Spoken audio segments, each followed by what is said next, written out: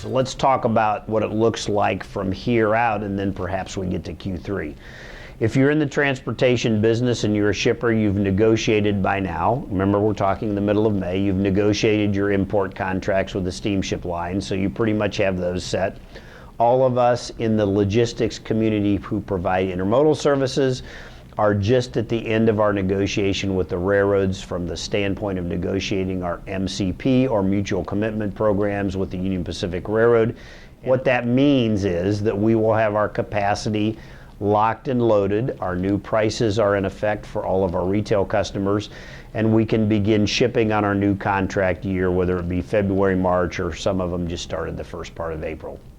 As we look to the fall, I believe the Union Pacific Railroad, who continue to be tight in different places, I mentioned Los Angeles being rather fluid, but what we find now is most of the railroads are tight in Chicago.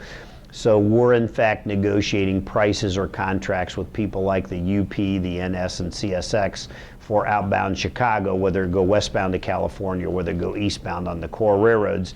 I believe the time is going to come where the railroads are going to say, particularly the UP, because they're pretty good at managing their capacity, we can't issue any more contracts in Chicago or Los Angeles because we believe we are at our capacity limit, and we want to make sure when we get to fall peak that we're going to protect your business. Highway, maybe not so similar, but I can tell you the highway carriers obviously were stressed last year when things began to get tight in California, and they had to pick up some of the slack from the intermodal carriers. It's pretty hard to predict, I think, what the retail looks like in the fall.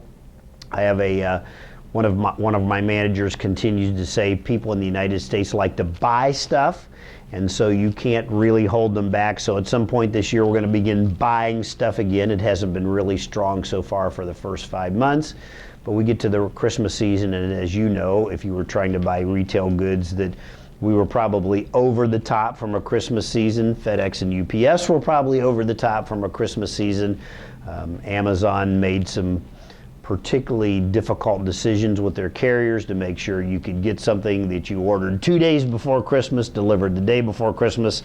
Obviously, intermodal and truckload aren't like that. We have to plan further out because the transits are longer.